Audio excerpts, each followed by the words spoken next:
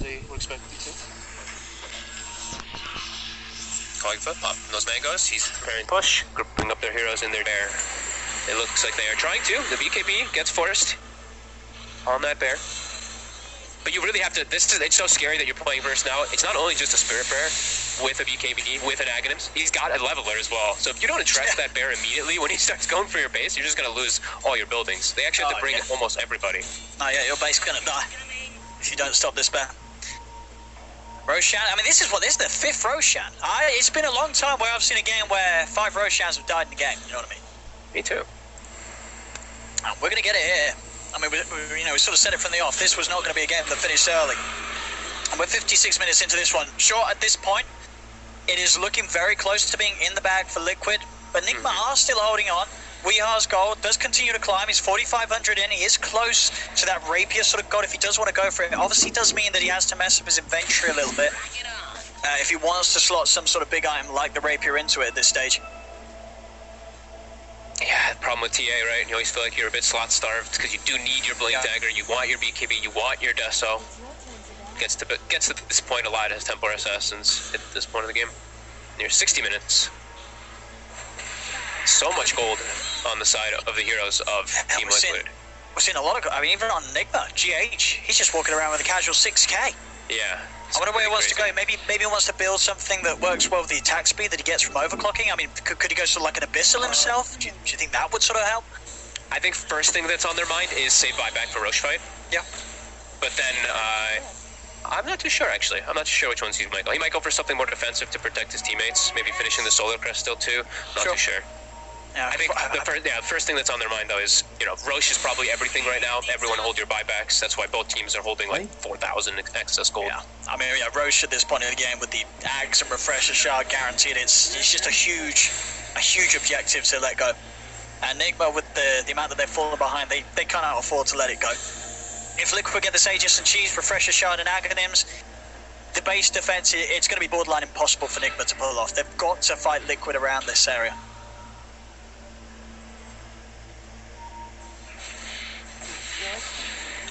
Definitely, without a doubt, on top of those buybacks, just the consideration of what to do with the gold right now. We're getting closer as well to the 60-minute mark. We are going to start seeing the big items come out. Are there any particular items that you think anybody's sort of dreaming of in this match? Anyone wants to get a hold of a certain tier 5 item this game? They don't have any of those, like, super nutty ones. Not sure, actually.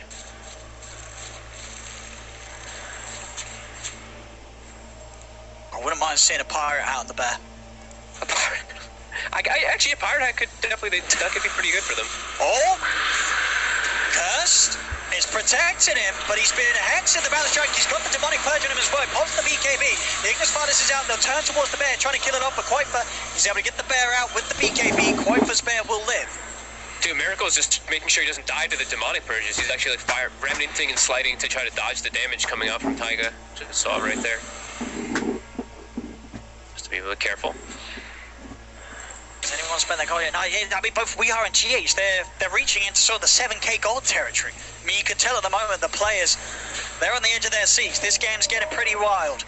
We're hitting the 60-minute mark. Liquid, they're heading in for another Roshan. Oh my, look how fast the bear hits.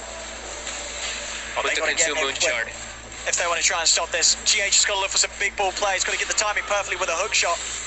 If they want to try and put a stop to this, the Hex is down onto Miracle. Miracle's got to be careful. Weehard tries to focus the target on the backlines with the BKBs. Looking towards the call, he'll get it. Insania's dead. GH, he jumps over to the side. He's caught 2 of them in the cogs. BK blocks the Wukong's command. Can't embrace. We are up, but he's still getting bursted down with the demonic purges from Tiger. Tiger, buyback as well from Insania and Weehar. They're moving back towards the pit. Miracle's in trouble. Knocked out in the Wukong's command. He's dead for 100 seconds. No buyback on the Ember. GH will fall. Buyback from both GH and Miracle. Nigma, no, they cannot let this Roche go into the hands of Liquid.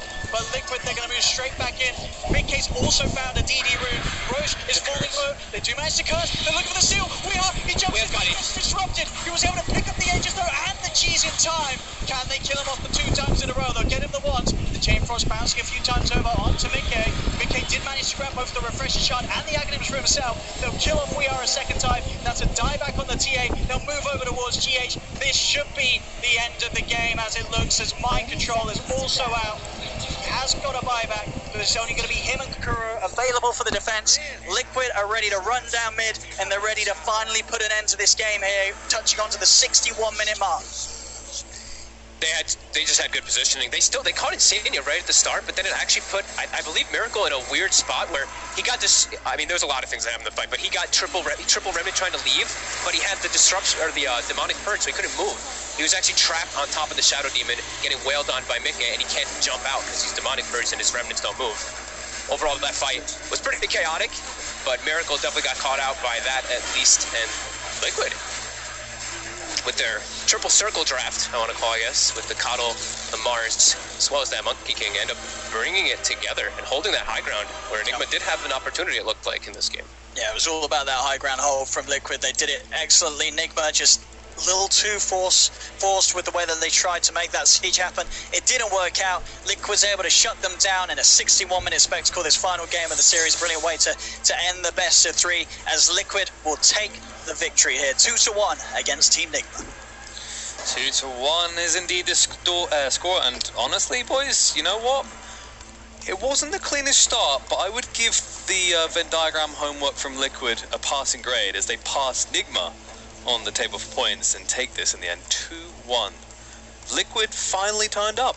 Yeah, this game was actually really enjoyable to watch. It's actually probably one of the best games I think we've seen so far in the tournament, mainly because the start of the game, even though it looked like Nigma were doing some clowny things with their buybacks and the fact that you had this like Wyvern off lane who was pretty much bottom net worth below the Shadow Demon, they were playing into like a really high tempo style of their enabling TA. You can farm behind them, you get to that Blink Deso timing, and then you have the ability to go and take really good fights. The issue was they fell a little bit flat when Weehaw approached the high ground areas. A couple times in a row he gets up to that tier 3, and then like you said, he has to play against up the circle strat. And then when your cores are Ember TA and you have an offlane Wyvern, actually breaking into the base is pretty hard, especially when you've already set yourself up in a very defensive position, and Liquid can just keep holding off, keep picking off Weehaw multiple times in a row, and eventually turning it around. So really good discipline from Liquid, but also a really strong early game from Nigma. I mean, finally we got an interesting game. Like, finally, both teams, like I said, you need to play really well to be really close so that we see a good game, and it happened. We can see that Liquid, I was always talking like, oh, their mid game is not so good. This game, they skipped the mid game. They didn't care, right? Okay, we are gonna wait for the late game the way we know how. So we're gonna stay on the high ground, split push the lanes. The Monkey King didn't even buy a BKB, and they win this game. They're like, okay, this meta is all about the mid game, stomping the opponents. Okay, we don't care. We are good at the late game. We use our spells well. We are gonna wait for it. Like, in this meta, you always see like second item BKB. That's exactly what TA and Ember, they get their core items and they go for BKBs, right? And I was like, okay, this is the time for them to win the game. When that didn't happen against the Monkey King, who didn't have one, when he got all of these items, it just seemed to me like it was easier for the Liquid lineup in the end to win the game. But to be honest, props to Nigma. Robson already covered that. Like, they were fighting like crazy, and it might look clowny, but you're actually making space for this TA, who was at one point your win condition. Yeah, they were always forcing Liquid to use their spells on their own side of the map, which meant that even if they did go even or maybe lose a fight, which they actually weren't most of the times in the early portion of the game, it never converted to any kind of pressure on their own side. And I think another thing, big props to the position forwards in this game. GH v Tiger, you had GH, really good in the early game, moving around, being really aggressive, getting those early pickoffs, setting the pace in which the Ember and then the Wyvern could play behind him. But then as soon as you break into the more critical team fights, Tiger's always coming with the disruptions. Eventually, when he got the Aghanims as well, can really turn around those big late fights where it's like, if any core pressures you without BKB up, they're going to pop to the level 25 damage. But yeah, this SD, the amount of saves he put in this game, the baits he put, like the disruptions, just throwing out illusions all the time in the lane, like honestly, just Tiger really just, I think, masterclass on the Shadow Demon. I really like that he said a lot about these position forwards, because they played an amazing game. Like GH, his rotations in the early game, his idea of how to play, where to play, it was very well executed, and he had a solid idea of what his hero needs to do. Usually in these games we see the other position forward just suffer, but this game just went so long that we actually get to see Taiga doing really well in these big team fights. So definitely, finally a game where we see both position 4s, not one just getting destroyed, but both of them actually having great impact in the game. Yeah, I mean, you mentioned that Shadow Beam, that was getting insane late in the game. He's doing what, he could do about 3,000 damage, close to that with the triple purge potential. Nice false quote there. Yeah. I follow the smartest people. Yeah, So very it's good. important to listen to them. Well, speaking of smart people, I remember, Nicola, you were highlighting about how at the moment this patch can feel really rough to play from behind. Any kind of takeaways you got from this? Because, as you said, both 4s in this game played incredibly well.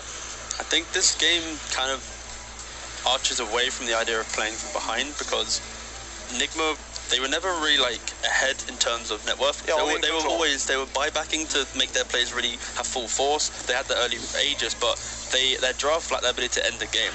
So even if they were ahead, they never had like the way to close out their advantage. So this is one of the few times that we see a game which, even if you're behind in map presence, you're still pretty much even in the game. And I think I was always confident in Liquid being able to win this game, just simply due to the fact that high ground, if they go somewhat even in the first 25 minutes, this Coddle, Monkey, Mars, like, it's so easy to defend your high ground. You chuck down a Wukong's, your only person who can hit high ground is your TA. Ember likes taking fights outside of your base, but as soon as you get to that tier 3 area, it's so easy to make one mistake. Like you see Weeha, he tries to hit the high ground, and suddenly he just gets speared to a tree, doesn't press BKB, passive BKB, he dies, very unfortunate, rinse, repeat, does it 2 times, now Liquid's back in the game. So I think, yeah, it's this is one of the few situations that we get to see, like, a comeback, but in my eyes it wasn't really a comeback, it was just like the natural progression of how this game was panning out to be. Yeah, I really liked how Liquid understood what they needed to do. Like, they were always defending their triangle area. That's the last area that you want to give up, and they controlled it for quite a long time, up until Nigma got those Roshans down, right?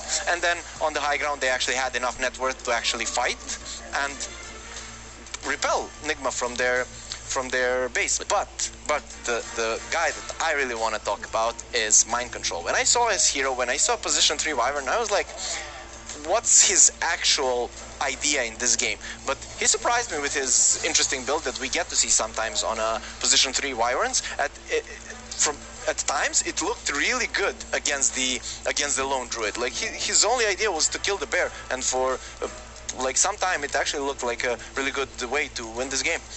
Yeah. It was cute for sure. I think it plays. It's one of those builds where if they won the game from their high ground siege, they'd be like, damn, Mind Control, excellent item build. But you already know, because they lost the game, everyone's like, he bought Mask of Madness, what an idiot. I like to call it the angry Wyvern, right? Like the speed at which you're attacking, because it had some extra benefits, right? Like you had the ability to take out Ignis fast in the fights was another one. It's a safe way for you to engage with that, but mainly it is for the bear, right? It's just all about trying to keep Quakefer from taking control of the engagement.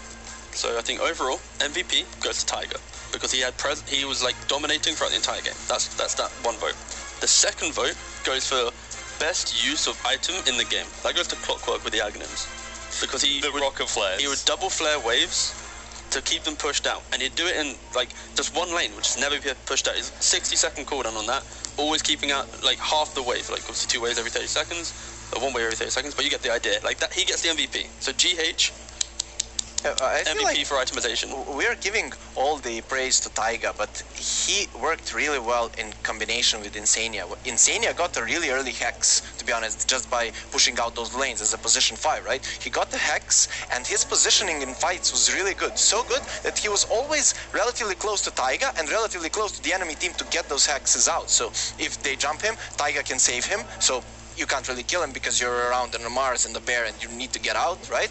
And he was always close enough to get the hexes out to actually control that Ember and kill him, because I feel like in those fights, in like 40-50 minute mark, the main thing was kill the Ember, and the supports of Liquid actually did that job perfectly. I feel like we're talking a lot about the supports in general. They played really well. So well, apparently your jacket got blown off watching the game from these seats. But I wonder if we're going to have mind-blowing experience in the next series, because the next series I think is the one that people are thinking is most one-sided today, which is Virtus Pro up against a less favorable Fly to Moon. Like, even in this series, we were like, okay, Nigma is the clear favorites, and we ended up being wrong. We got a really good series off, like 2-1 for Liquid. To be honest, like CIS, we talked about it, how the fast games are. Virtus.pro should be the clear favorites, but after seeing this game, I would never write off an opponent, especially in the CIS region, right? You get some early advantage, you can win the game. I'm going to go with the complete opposite. VP are winning this 2-0. Thank you for being just the most generic guy. Like, did you watch the previous series? I know, but like I like that Nicola's trying to go for a wider angle. He's like, maybe there's a hope in hell. He's clawing back from he said Nigma was the dominant force from Liquid, so now like... Imagine if you're the viewer, and like there's an expert. Bloodbath. There's an expert sitting here, and you're like, okay, that's gonna be a 2-0, okay, I don't even want to watch this series, it's gonna be boring. Like, it's gonna be great. You're gonna watch VP just work their magic. He's looking for some hope, he's looking for some inspiration. You know who gives me a lot of hope and inspiration? Shiva. It's her birthday today. Look at that. Happy birthday to Sheaves. I'm sure she's sitting at home watching the Dotes, having a good time.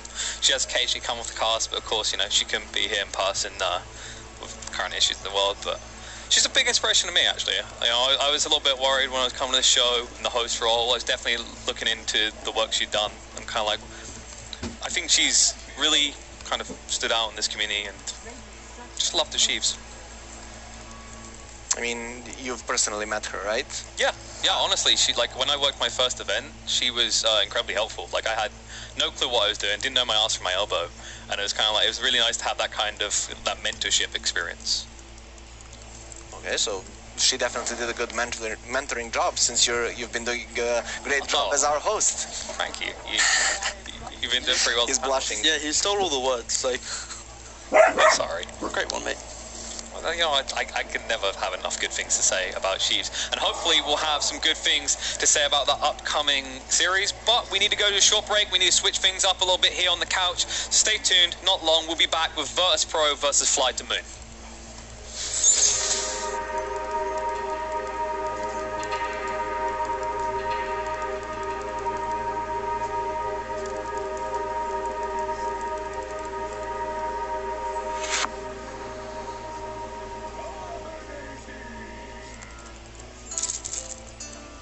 And now I pronounce you as husband and wife.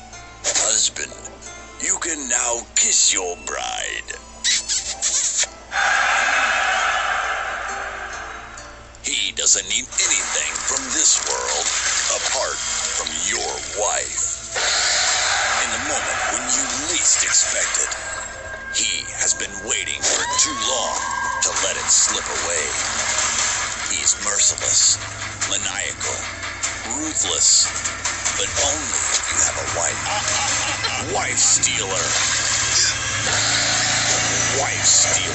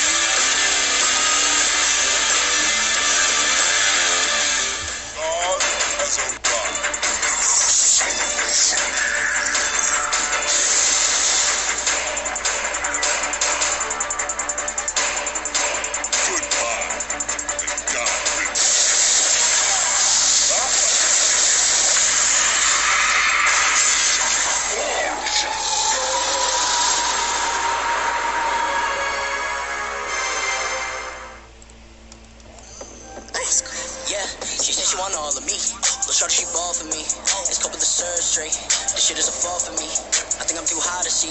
And I can't stress, I do my best to keep my prophecy. They tell me sharp, you gonna make it through the prophecy. I got some people around me that'll get you murked.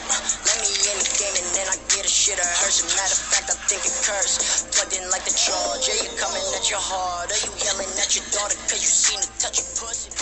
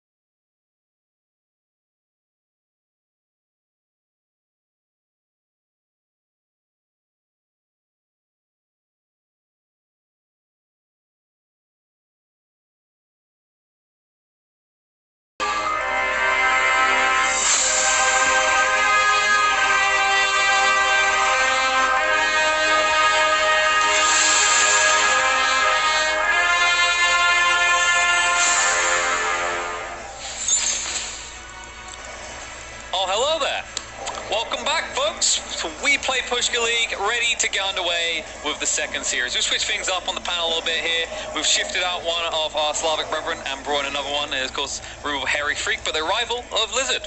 Hello. Hello. Hello. Are we rubbing off on mate. you? Hello, mate. Alright, mate. I swear on me mum, mate. In it. In it.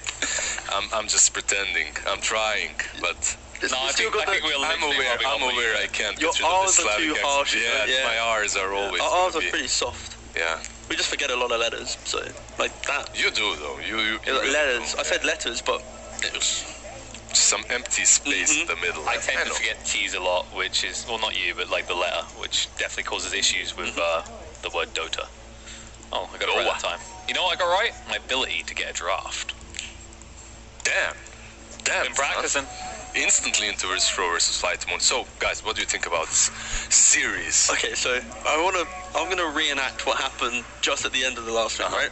So Hairy Freak was like, this is a series, VP versus Flight to Moon. I think it can, it's gonna be a good series, going a long way. No, this is VP. They're gonna slap Flight to Moon out of the game. No, that's too soft. Harder. Attaboy. I've heard these noises. That's what it's going to be. It's just, this isn't anything about bias. This is simply about the track record, watching their previous games, and the fact that Track record. Watching previous games. Watching previous series. Stats. Got it. Stats. yeah, VP, Flight to Moon. That's it. Simple. Look, stats don't matter. We're not Nahas. Yeah, This is not you know what? This I've is got not the jacket EU. though, right? This is CIS, those right here. Stats Against don't popular belief, matter. stats can lie. And in fact, because if it just came down to stats, what's the point in even playing? You might as well just go, all right, VP, you win. Oh no, because it's fun to watch. You're playing versus It's not, VP. it's not fun to play if that is the real outcome all the time. See? Not all the time, just sometimes. Well, maybe we'll see an exception to the rule here. Yeah, they ban out the techies. This is not an exception to the rule. You have to ban it if you're playing versus VP, but they instantly snatch Treant. Greenstroke, obviously, very strong, but Treant for Zayats, man. For as long as I've been watching that guy, he's been one of the most outstanding Treant players. Always finds enough farm, gets his Meteor Hammer, gets his Vlads, whatever he wants, he's gonna find it somehow, and he's going to impact the game in a really good way. And the best thing is the fact that Tree, you get to protect your towers long enough. That's what the patch is about. And also, like you just said about skipping waves. Protecting towers. Got it. Done. 2, he gets to skip waves. Done. 3, he gets to play behind towers because he loves doing that. Hard to get picked off. Done. Guys, you gotta win the game. Done. But you know what? Like, it's one of the things that Hero really excels at. He skips waves, which opens up the map, and he's very difficult for a support. It's very difficult to pick off a tree and then stop him from doing what he does. That's why he always has farm. That's why I think Ember Spirit has to be in the first stage of the bans. He has to be banned because this hero just is so good at the moment. We saw it in... Okay, yeah, Nigma did lose with it, but they were... It's not the Ember's fault. It's not the Ember's fault. They were doing well up until they got to the point of that they weren't the high ground. Like, but all the pre-bits, the thing that Ember's meant to bring to the table, it did bring. So that is the key part. Brings you the vessel, brings you mobility, is strong versus any sort of a carry right now, because we've seen games like Nigma wins a game with Pagna and Necro cores, right? And in any case, Ember isn't picked here. We have a Pango on the table, Pango as well. Ember's what does banned, he bring? mate. Bring you? Banned. Okay, wait. Oh, wait, no. Hold on a second, because you keep doing it to him. You got to do it to him this time. He's got to give you the Pango brings you utility. Brings you a team fight. Solid laner. Can creep skip. Bam. New high score. All right, what about Nigma? Right? You can just keep doing this throughout every pick if you want. Okay, so the double slow. One good thing about Enigma here, I mean, it's not the only thing, obviously, has been played mid in the CIS as well. VP played it even versus OG in the finals. However, Enigma and Pango are good because Pango is one of those laners that can creep skip and is kind of self-sustainable. You don't have to dominate and just pressure the lane with the Pango. So if you have Pango 3 Enigma offlane, Pango 3 and Enigma 4, then bam. Yeah. Bam. You can have that Enigma just farming away while Pango is doing his own thing. The other thing as well is potentially, if you just put the Enigma 4 and the Pango is offlane, you have the fact that Pango is quite a weak laner. Yep. And if you pick it correctly, you can be a bit aggressive, but Nigma naturally always dominates an offlane because you get to do the double deny. You then send your Eidolons to the small camp and then the hard camp. You block both of them. It secures pretty much 4 to 5 waves into your Pangolier. He's now got a free game. He's going to get his items early level 6, makes moves on the map. Pair that with Nigma moves rotation, go to the tower. You have a nice pairing. The issue is, last time I saw Fly to Moon, I believe play with Enigma, they went all in the idea of push and then just kind of went, we can't do anything else because all we can do is push. Also, hold up, we got a prophet. Not the Death Prophet, though, that we keep seeing. It's the Nature's Prophet made of it. Virtus Pro loves both. They love the Death Prophet as well, but that one has been banned out. Nature's Prophet, no. But you did say that Fly to Moon loves to group up and push. Now, these two heroes, Enigma doesn't really allow you to do that. Pango, not as much. He's kind of alright, brings some utility, but isn't really your deathball type of a hero. However, in any case, you get that Furion, really strong in the meta, very flexible pick, and also can split push all the time if you are trying to form that snowball. Makes it pretty solid. I think the main concern, though, so far is it even deepens the concern. Well, that hasn't dealt with concerns. So when you're thinking about what VP have, this ability to have this really strong lanes, they can run together, collapse, and they play behind the tree, the vision from the tree end as well, and now you have a Loon to layer into that push ability. I was looking at previous VP's draft, they've always got a mechanism to just take your objectives, and Enigma, even though he can potentially be the aggressor after about 5-6 minutes, he doesn't like being run at in the alternate lane. He likes to play, he's a very immobile hero. He moves slowly through the map in the early stages of the game. Maybe gets that early blink dag and then makes the play off that. But in terms of his map presence, it's very much whatever lane he goes to, he will stick in that lane. And this lane, even if this is your offlane Enigma, right? It's not the simplest of lanes for an Enigma. You can deny, you can creep the wave back. That's always something that you can do as an Enigma. You can always get a lot of denies. But when you're playing versus Grimstroke, one stroke of fate early on kills off your Eidolons pretty much. The more you have, the harder that stroke of fate hits. So you have to be very careful pushing it. And Luna, Virtus Pro played it before as well. They go for that Helm of Dominator build, and with the Helm of Dominator on Luna, with that bonus plus 20% damage that it gives, plus you have the Furion, they will have this very, very early push. Yeah, and now you pick concern. the PL into That's my concern. Thank you. Like, how? Yeah. Man, I'm just, here you go. Take the banter. You had a look on your face that looked like you just sat on something sharp for a sec there. Like, okay, so the issue you have right now is, who sits in front of your tower and goes, please, don't push our tower. Stop. They have one more pick, so I'm hoping the stop hero comes into play, but right now you've got You got So a lot you do of... have Enigma to kind of threaten the team that pushes. You have this way of jumping in. If somehow you bribe the shopkeeper and he gives you a dagger earlier, dash goal, Yeah, if 2000 or the something. cheats are on, maybe in this lobby, there's a chance. My fear is simply the Pangolier can be a massive nuisance in the early pushes. You go for like a level 6 push. Pangolier cuts through, Rolling Thunder. And then you kind of have to question. You don't really have anything else. You got a Lich, an Enigma, and a PL. You need to pick a really active mid lane, I think, right now.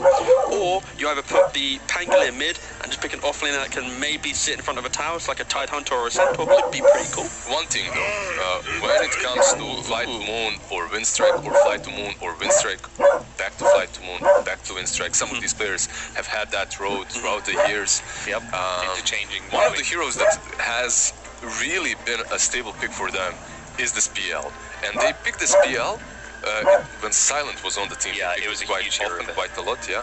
And they would always get this very active mid laner. I believe that's going to be the Tiny in this case for Iceberg, and then you can sort of do well. I'm not the biggest fan of Tiny at the moment, but you do have that position 1 that can scale very well, and position 2 that's pretty solid when it comes to playmaking. The main thing here is that you say the word can, because this map will be closed out so quickly, you're going to be in a really difficult spot. And then now they VP round out the draft for the Monkey King, so you've already shown that most likely it's going to be, I would expect, the Pango, actually it's going to be Tiny mid, right? Yeah, Tiny mid versus, that's why they picked Monkey yeah, to counter exactly. him on the mid lane. It's going to be at least a melee core will be mid, that's the main point here. You pick the Monkey King, he's going to have a good lane, the Furion off lane is going to have a solid time. Like Furion tree, it's really hard to kill them, you're going to play behind trees, you've got living armor, it's so annoying. And now PL and Lich are solid.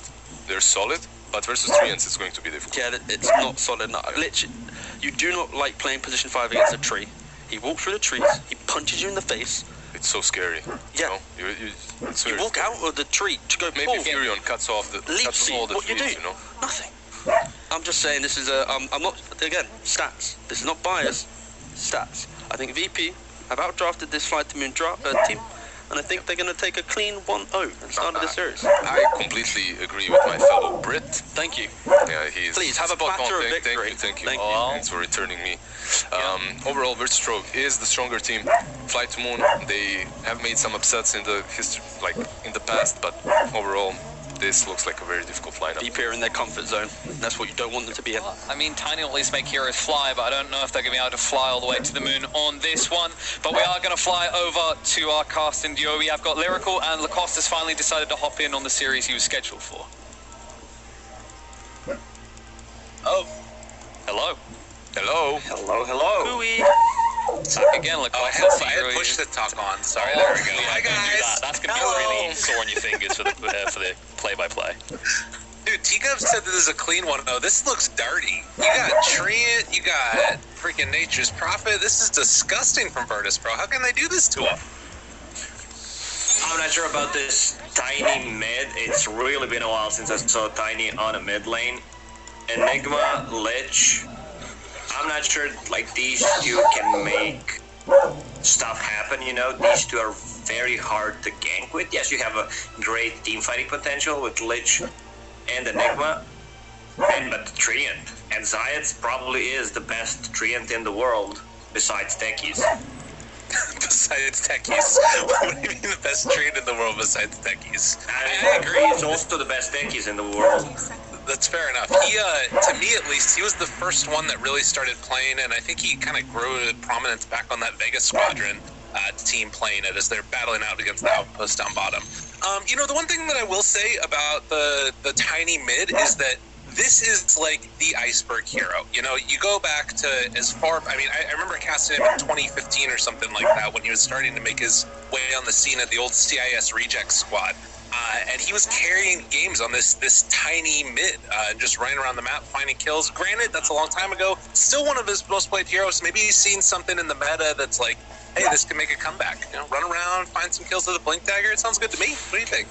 Iceberg, very high individual skilled player, but he tends to be over-aggressive sometimes, but very fun to watch. So prepare for a lesson, I guess. Isn't that a voice line? Prepare for a lesson. That's Ember's spirit. That's Ember's voice line, yeah. Nice. Yes. Well, I bet he wishes he was playing Ember this game, because that hero is really good. But we'll see how he does. It could be interesting. It's a battle of who has the bigger range with the tree grab versus the Monkey King. Look at the bottom lane. They're putting the pressure on the tower. Already 500 HP gone. And dude, always fly. Man, I don't know if we were gonna call him always wanna feed, always wanna die, always wanna change a team. If you look at the team list on this guy, like it's probably 15 to 20 teams over the past 4 or 5 years. He's been around the block a bunch for sure. One of the old school dudes, and Headsack up top, he's like, okay, I've done my job down bottom, now it's time to leave the lane. And General is completely left alone. So yeah, this could be a bit of a tough one, but they're switching it up and dodging away from the aggro lane. I'm assuming this is just to try and make sure that B2 has an okay time. Do you agree with the panel that it's like pretty much fly to moon trying to get to late game and BP seeing how much pressure they can put on early?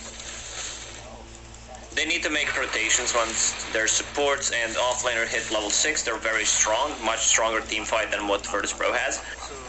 But I believe they might just get steamrolled earlier. Luna is having an extremely good time. Also, they wanted to dodge Enigma with Luna, so that Luna is having a free farm in the laning stage. General, 3 CS on the bottom. This tower, I mean, they took 500 HP on that tower already. Yeah, it's insane. That early just use there of the tree pressure that he's able to apply with the Nature's Grasp. And you can see, like, they've got this ward back behind the tower, so General can't even move over to pull. He's having trouble getting into XP lane. This is like the old school off lane and the safe lane, just hoping to get, like, any measly bits of XP that he can. Suicide safe lane, that's what we came to. 2020, thank you, Ice Frog. It is a little bit of a throwback, isn't it? It is always want to fly again. Gonna get pummeled a little bit here by Resolution and the Treants. Sounds like a really bad 90s ban, as he denies one of them. I guess the plus side is that Aloha Dance is getting a decent amount of farm for himself. He's like pretty close to Arcane Boots already. He bought boots at the start. They picked up how many? 1, 2 bounty runes, so going straight into mana boots. He's uncontested. No one is touching him in the jungle. Sort of feels like he's going to be the real 3 this game. Taking over for General. Yeah, no, it's just unfair. I mean, he's got a lot of time to do things like spam voice lines, because he's not having a great time in this lane. That is for sure. As another round of the Nature's Grasp, he does manage to swashbuckle his way out of there. And, you know, he's making a life for himself. I'm wondering what kind of a build will Luna go for. I see Broadsword. Okay. Hell of the Dominator, Luna. Yeah. She, this is something that we've seen. I think that it was ILTW and maybe one other that ended up going for this type of a build. This General does not have enough mana for a swashbuckle here, and he will go down. So a pretty nice kill picked up there. And yeah, it feels like this Luna's going to have a completely free game getting towards that Helm of the Dominator early. I remembered in Dota 1 when Light of Heaven like broke the meta. I'm not sure if it was his idea or someone else's, but he bought Helm of the Dominator on Luna, and when stacking was not popular, people didn't know about it. Like, he was stacking camps and just clearing it with the Moonglaves, and then suddenly showing up in a fight with a full BKB when you should not be having it. That's when things changed. Yeah, it's a hell of a turnaround. And I mean, I guess that item has just gotten better and better as time has gone on to some extent, like as far as what the actual item itself gives you. It's just that it's kind of gone by the wayside and gone to offlaners instead. Speaking of which, I do think it's a little bit interesting that Aloha Dance is going for the Arcane Boots instead of the Helm of the Dominator that we normally see on the Enigma. I guess just, Resido, again, finding Always Want to Fly, TPing away the Inkswell onto the Treants, but he's just going to be out of there. And with Helm of the Dominator, you can stack for yourself, you can keep fighting, bring auras, besides your Lunar Blessing. You missed that one. Well, sometimes that's the problem with the player, but he already bought the boots. He's been known that he can't get the boots for 15, 20 minutes. Now he has boots and wind blaze. He's good to go. He can play the game for another half an hour without buying anything besides the wards. That's That's fair. I mean, that's the real way that you want to play as a support. If you've got an Enigma that's getting this much farm, I think you're fine with your Lich not, as V-Tune might just be dead again down super low, but will not be killed off, and actually is able to get the salve off afterwards. So some good trading back and forth up top, and I mean, if you compare the CS across the board, it's kind of looking okay right now for Fly to Moon. General's gonna drop on the bottom lane once again. Like, you use Swashbuckle and like defensively and you still stay in range. Another beam plus Orb of Venom hit will get you killed. Up top lane, no one. Making a very early rotation on to always want to fly with the Inkswell on top of him. The fear comes in, but he finds that kill. VP are just moving around the map really quickly right now, but in response, Aloha Dance trying to push mid with Iceberg. And they pop the glyph, keeping this tower alive. Siege creep unit plus level 3 demonic conversion. No one has a boundless strike. Still thinking about going. General dies yet again down bottom. No TP when he comes back to life. But they are still, like you said, going to be able to get some good damage onto this tower. Midnight pulse down, but it didn't hit onto the Monkey King. Instead, the toss back onto Aloha Dance. That might not end up working out too well for him, as they do get a heal coming in. If this is your general in a battle, going 3-0, like, you do not want to lead him because he will lead you into failure and feeding. So bottom lane is going to drop. There's no counterplay. They can't group up on the top lane since Enigma was already on the mid. Put some pressure on the tower, but that's it. No one with the quick TP responded to that, defended the tower. Yeah, 0-6. So, I mean, again, the CS kind of looks okay, but you take into consideration the general, for lack of a better word, state of the game, and general state of the game. Down. I mean, you know, that's where we're at right now. It's a bit rough, at least for him. We'll see how it goes. I mean, if PL is able to get to like one of those big item timings that we normally love to see, do you think that they have a chance here on Fly to Moon? Phantomizer should not be underestimated as a hero. He is always pretty much the ultimate carry in the game. But there are a couple of, counters in this game. You have this Monkey King, Aloha Dance, Inkswell. Well, way too much damage and stuns. They immediately deward that. He dropped down a ward on top of a dire ward, so that's a pretty quick and easy deward there. Yeah, I'm feeling what you're saying there, that like you can't underestimate PL for sure. And I mean, against the Luna, it's a pretty annoying matchup too, right? Like Eclipse just gets completely soaked up by the illusions. Your Moonglaves do too. In theory, it can be kind of nice. In theory, get to that stage. Oh, I'm gonna bounce off all these illusions, but in the late game, like, what are we talking about? Like 50 plus when Luna has Butterfly Satanic? She can stand the ground, but the PL always feels like he's a stronger hero. Yeah. Well, always want to fly, goes down again. Right there. Interesting. It's 7 deaths between 2 heroes in this game right now. As mid lane, Iceberg does look like he's going to be able to dodge the gank, although no one. Still pressuring in pretty close and not quite able to get that tree takedown. Aloha Dance does have 6, so he's able to force him back. Yeah, the only kills so far are on the Lich and, well, oh god, speaking too soon, V-Tune. Doppelgangers tries to run, but the chase down is looking like it's going to be there. Boundless Strike comes through, and V-Tune still getting chased. No one jumps back the other direction. They're not going to be able to finish it off. Always Want to Fly is the one that might go down instead. Just an all-out brawl. Nobody's dying yet, but General shows up. He wants to get involved, and Luna might be dead. It looked good for a moment. VP now looking to turn this back around. Black Hole onto 2. What in God's name is happening as all 3 of them go down? Virtus Pro, where are you going? Well, this is exactly what they needed. Enigma hit level 6 before 10-minute mark, and can they get this kill? Tiny, another toss. Oh, chase down solo. Not even needed. Damn. Well, that's a hell of a turnaround. Just overextension, I guess, by Virtus Pro, and Fly the Moon take advantage. Enigma is having a good time. So Lich bought a book for himself. Now he is level 6. Sometimes Like if both of your supports are struggling, then the position 4 gets it, and you can't get any levels, and he was already having a rough time, 0 and 5. If the position 4 forgets it. That's a nice way to put that. If the position 4 steals your book, sometimes it feels bad. Most of the time. Ooh, V-Tune almost goes down there to the Boundless Strike, but they can't quite get in range. And again, ooh, wow, okay. The damage. Lunar Blessing. Lots of damage out there onto him.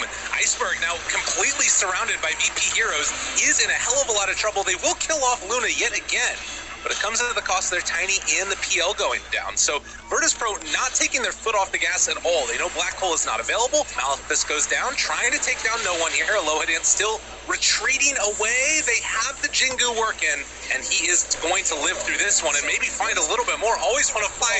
Gotta run away. General shows up. I don't know if this is really going to work. He doesn't have anything really. Solo gets right-clicked down to death. No one trying to escape. Zayat also.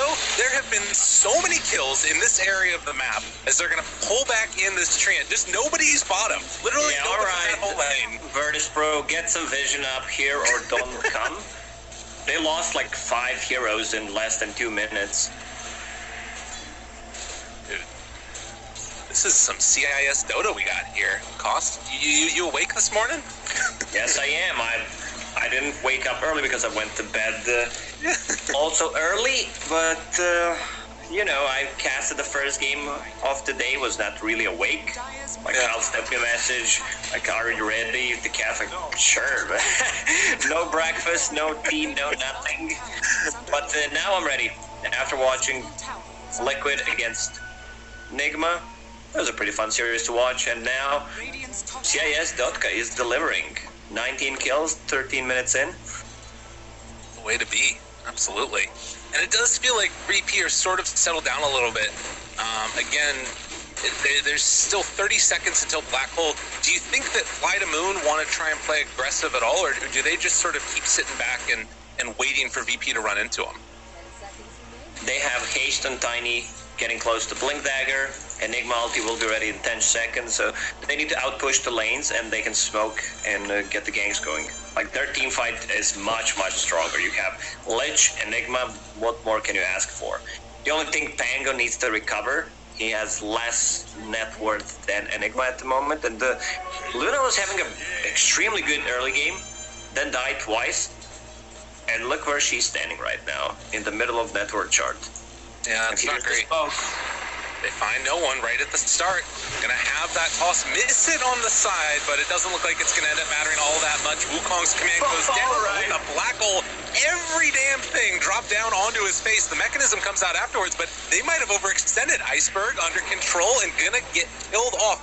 3 dead for that Monkey King. Not the best spell casting they used. Even Black Hole and the Chain Frost just to get the Monkey King. There was no bounces. And now Virtus.pro can keep playing aggressive. Also, Monkey King will need to get, I'd say, a defensive BKB as the second item. There's way too much spells that go through, like Disarm. You have Midnight Pulse, Tiny. There's no real save besides the Living Armor, and it's not enough to keep him alive. Yeah, and the other issue that I'm seeing as this game goes later and later is if Enigma can keep up his level farm, Aloha Dance, I mean, there's no answer for BKB Black Hole. It's just GG. If they find it, as always want to fly.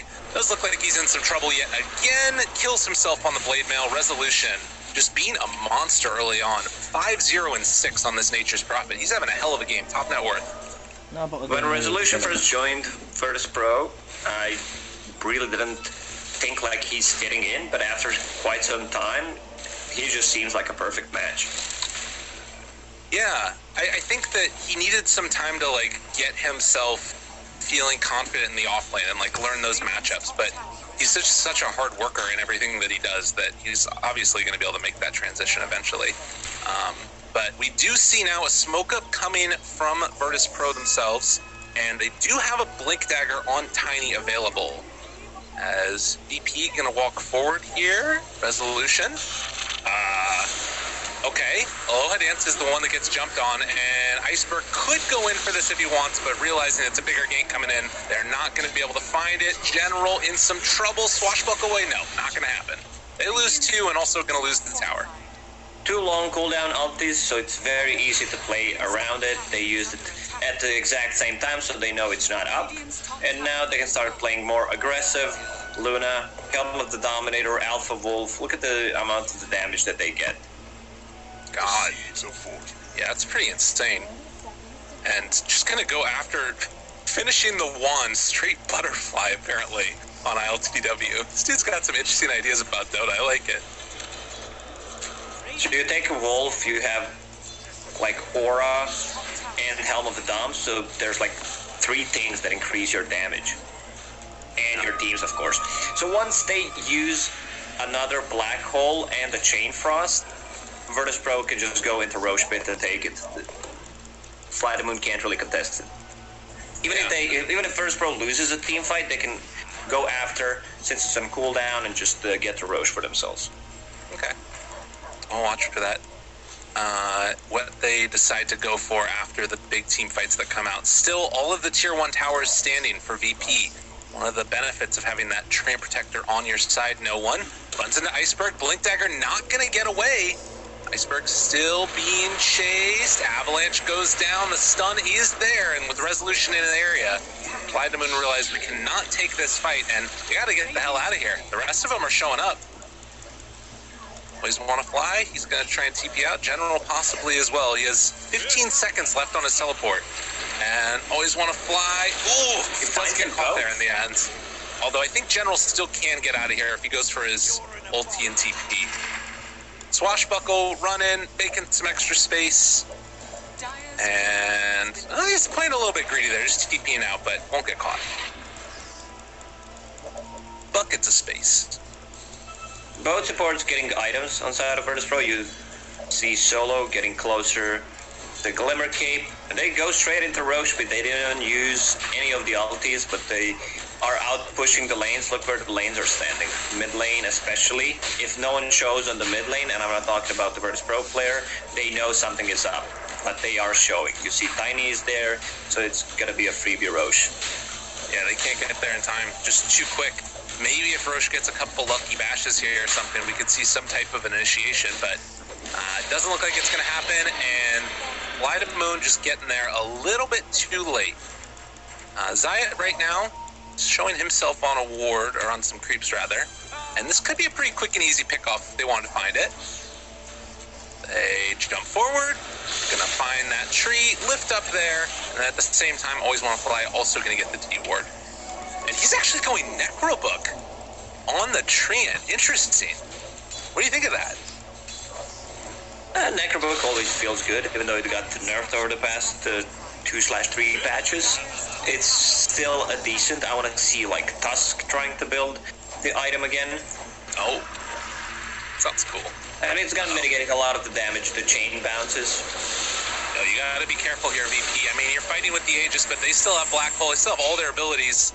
It looks like V-Tune, though, after he goes down, well, they call off the charge. So they are not going to take that fight. Probably wise. 5,000 gold lead now, 9-21. And Fly to Moon sort of lacking those answers. Again, the Nigma feels like he's having a good game, but he needs to get that Blink Dagger before they can really fight, I guess. It's not going to be easy pre-BKB to land a good Black Hole. There's a lot of things to cancel it. Oh, yeah, and Resolution, Mechanism, Black Hole onto 2, the turnaround. Is this actually going to work? They got Avalanche, Toss, trying to make it happen. Oh, God. And there is the turnaround. Now it's Iceberg that's maybe in a little bit of trouble as the right clicks coming into Resolution. No one shows up as well. So they use Black Hole and they lose both. Oh, wow. That's rough. This is the power of Nature's Prophet. He has probably the best talents in the game, I would say. What you get, plus 30 damage, plus 10 armor. If you think about those talents as gold, like 10 armor is 1,400 gold, 30 damage, like 1,500, maybe a bit more. Yeah. Cooldown reduction, and he has one of the best stats gain in the game. One of the reasons why he can just go for these like tanky items, Blade Mail, the most cost-efficient item, I would say, besides Crystallis. on intelligence heroes. They nerfed it by, like, what, 2 damage? I don't think it matters that much, but you can TP in front of their face, and tier 3 tower is just gone. Dude, look at him. He's getting plus 180 damage right now with all of those buffs that he's got. This is absolutely insane, and now no one, has he gone a bit too far? A little bit of mischief, trying to stay alive. Can he walk away from here? Answer is no, but it's only the Aegis. Luna still holding ulti. Nicely done there. Run through, a couple more punches is all they need, but the toss into the fountain, okay, they get LTW. Take him down, and now the Chain Frost bouncing back and forth. They're in a little bit of trouble. Iceberg, another toss in 3 seconds if they can make it work. BP thinking about diving fountain against the Tiny. It's a bold strategy, Cotton. Oh, I can see 3 numbers chatted writing down right now, and man, they definitely need to, attack the fountain. You're playing against the Tiny. There's going to be a back toss, not necessarily into fountain, but just into tier 4 towers. They got the melee racks. They lost the Aegis on Monkey, and Monkey also died. And they should not be giving those kills that easily. Yeah, I mean, it's a 7,000 net worth lead. That's a pretty significant lead these days. Because LTW is just going to tip resolution, and Drezzo's like, I'm not taking part in this. You people, you guys are crazy. He's staying back and just farming up the hard camp. He understands that Nature's Prophet is the real carry in this game. You get full Mjolnir, you get like AC Satanic BKB, you stand your ground.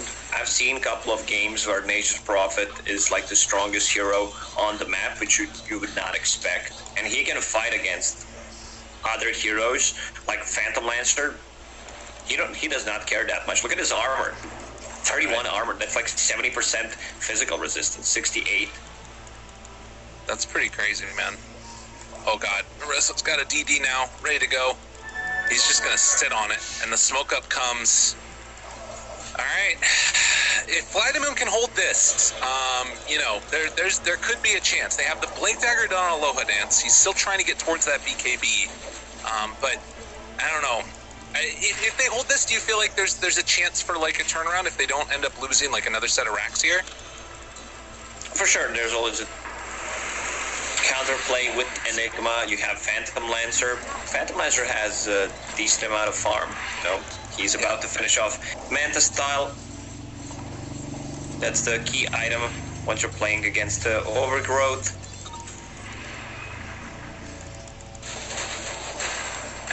Much needed, definitely. Love to be able to get in towards a harder Satanic or whatever it is that B-Tune decides to go for. I think I remember him being a player that also likes Shadow Blades on occasion. But yeah, sort of keeping it steady at about that 7,000 gold lead right now for Virtus Pro, but they also managed to get the Blink Dagger for Treant. So again, there really isn't that much to cancel BKB Black Hole. There's nothing if they can get to that point, but getting to that point is also tough.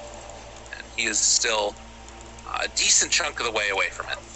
No one had Radiance queued up, which is the item you always want to have when you're playing against Phantom Lancer and his illusions, but decided to go for Deso. Like, they feel like they can end the game. Oh. And they lack some tower damage. Zayat goes down there. Like, just some extra burst is also going to be nice. Roche may respawn in minute and 50. Yeah. Fly to the Moon, after taking down the Training Protector, feeling a little bit more confident with themselves, going to try and take this Tier 1 tower, all to the purpose of trying to get towards the fight around that second Roche. Imagine that's what they're looking for here. The Solo's moving forward there, seeing if he can find a Soulbind on somebody. B-Tune, gotta be careful. But he does manage to get the walk away. So, Fly to Moon just sitting pretty in this mid lane. They aren't able to get that Tier 1 tower, but up top, Resolution, he finds Aloha Dance. Midnight pulses down. Resolution walking through with the Blade Mail. Have they overextended a little bit? The Avalanche on a no one, not able to find any follow-up. And with Tree back, it becomes a little bit tougher for them to get this angle. In for the chase, blink forward from Aloha Dance. Iceberg still chasing Invis. They don't, oh, they do have vision. They got him. Well, walk away. Eats his way out of the trees. Then they back out. But in the meantime, Tier 4 tower is being assaulted a little bit back on the base. They gotta deal with that. Yeah. Also, the creeps kill the range Raxes. Virtus Pro can take a fight, but they don't. I don't think they want to like fully commit. Next Roche may respawn in 30 seconds, so they want to keep an eye on that. Send the Treant inside the pit, see when it respawns. Like if you lose a fight and then you lose the Roche, it's a great way of giving enemy the comeback potential. Yeah. We did see a repair kit picked up on the Radiant as the jump forward overgrowth, Chain Frost bouncing around a little bit. B-Tune jumps into the middle of all of them. They're trying to control ILTW, and ILTW actually is going to go down. So they managed to find one kill and always want to fly lives. They do have to buy back on Iceberg. But the chase coming, Resolution, he is really far forward, and Nota Mana, he's in trouble. Resolution likely to go down here as B-Tune continues to chase him down, and the rest of VP can't show up. Roche, how quick of a spawn? Oh, it's not quite soon enough, but yeah, they get that kill. Iceberg used buyback, and he gets the 600 gold streak by killing Rezo. Also, this should be a tier 1 tower for them. Oh, can he get this kill? Pay attention, fellas. This is how you play. You buy a dust on your either carries, on your mid laners, especially if you're playing this assassination heroes. He almost got him because of the dust. So they're going to check the Roche, see it's not there. That's kind of downside for Fly the Moon, but they can still take a fight. I see Phantom Lancer going for Eye of Scotty, reduces the region. New Scotty just feels so good. Yeah, totally. And particularly against like a Luna or something as well, you know, this hero ranged, more effectiveness. I think the thing that I'm really interested to watch is also if Aloha Dance can get into that BKB in time, because it feels like they're going to be able to, based on what we've seen so far. Orbit Destruction picked up now as well. But with all of VP back up again, it's still a little bit scary running into that fight since they didn't use Black Hole to win it. And if they can keep the lanes in a good position, they can contest the Roche. This is where Nigma and Lich want to take a fight, and Pangolier as well. Also, Pangolier recovered. He doesn't have that much farm, but level 15 talent not picked up. Wait, what? 4th through 5th? He did not pick a level 15